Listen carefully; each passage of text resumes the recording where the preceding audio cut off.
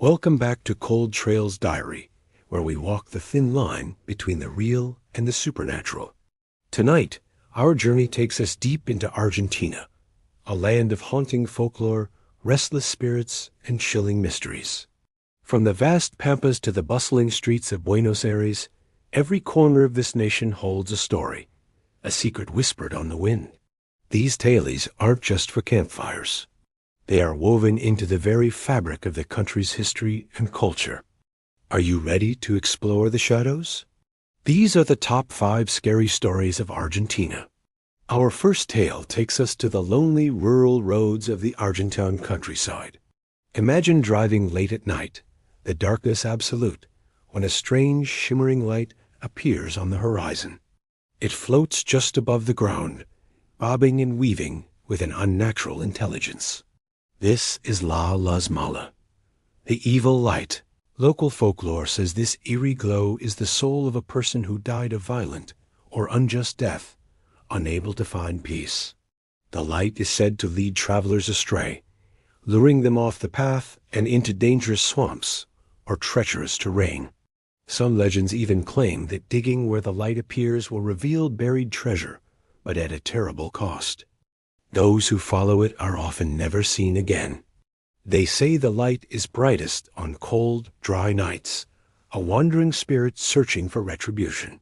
So if you ever find yourself on a desolate Argentine road after dark and see a mysterious light dancing in the distance, don't be tempted. Turn back before it leads you to your doom. Next, we travel to the heart of Buenos Aires, to one of the most beautiful and eerie places on earth, Recoleta Cemetery. This isn't just a burial ground. It's a city of the dead, with ornate mausoleums lining its labyrinthine streets.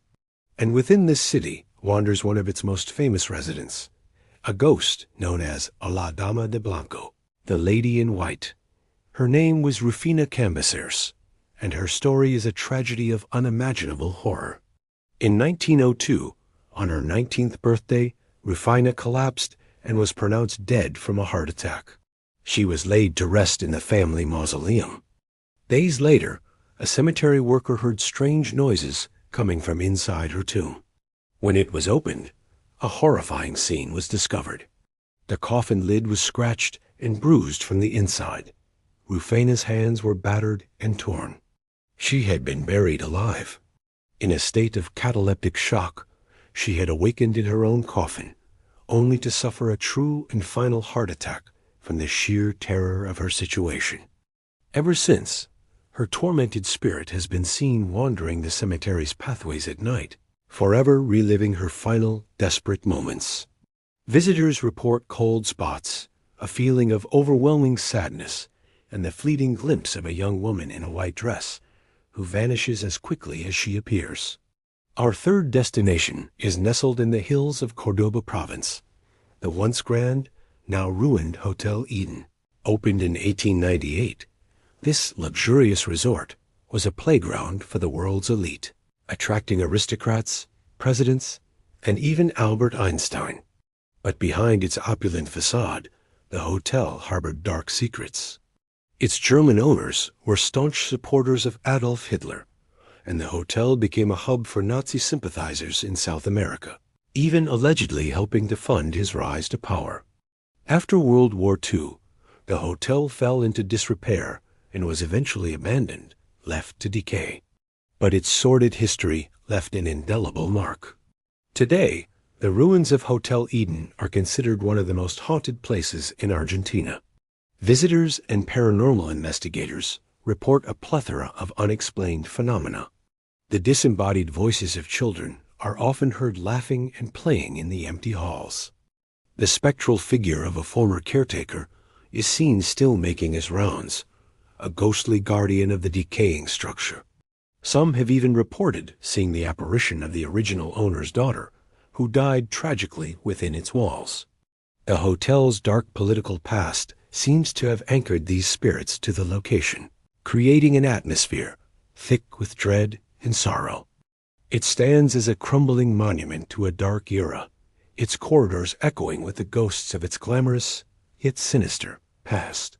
From a cursed hotel we move to the murky waters of the Paraná River, where a familiar yet uniquely Argentine version of a terrifying legend lurks. Many have heard the tale of La Llorona, the weeping woman, who drowned her children and is now cursed to search for them for eternity. In Argentina, her story takes on a local, and perhaps even more chilling, dimension. Here, she is said to haunt the riverbanks of the Paraná, her mournful cries echoing across the water, especially on moonless nights. Fishermen and those living near the river speak of a tall, slender woman in a flowing white gown, her face obscured by shadows, weeping inconsolably. They say her wail is an omen of death and misfortune. Unlike other versions of the legend where she primarily targets children, the La Llorona of the Paraná is said to be a siren of sorrow, luring anyone who hears her cries towards the water's edge. Those who are drawn in by her ghostly lament are pulled into the river's cold embrace, their bodies found days later, if at all. She is a symbol of eternal grief and a terrifying warning to stay away from the river after dark. Her cry is not just a sound. It's a pull from the depths, a promise of a watery grave. Our final story takes us back to Buenos Aires, to the tracks of the Mitre Line railway. Trains are a part of everyday life in the city, but one of them doesn't operate on any official schedule. This is the phantom train of the Mitre Line. The story dates back to a tragic accident in the early 20th century. A train filled with passengers, including many workers heading home, derailed and crashed, resulting in a devastating loss of life. The accident was so horrific that it left a psychic scar on the location. Ever since, late-night commuters and railway workers have reported a chilling sight, a ghostly, old-fashioned train running silently along the tracks. It appears out of nowhere, its windows filled with the spectral, translucent faces of its long-dead passengers. The phantom train glides by without a sound, no rumble of wheels, no hiss of brakes. It simply passes through the station and vanishes into the darkness. Some witnesses claim they can feel a sudden, intense drop in temperature as it approaches. It's a fleeting, horrifying vision of a moment frozen in time, a tragic journey repeating itself for eternity. A reminder that sometimes the final destination is one you can never truly leave. From haunted cemeteries to cursed hotels, Argentina's ghostly tales reveal a land where the past never truly dies. These stories are more than just spooky folklore. They are a part of the nation's soul, whispered from one generation to the next. Which of these stories chilled you the most? Let us know in the comments, and don't forget to like, subscribe, and join us again on Cold Trails Diary, as we uncover the world's darkest mysteries.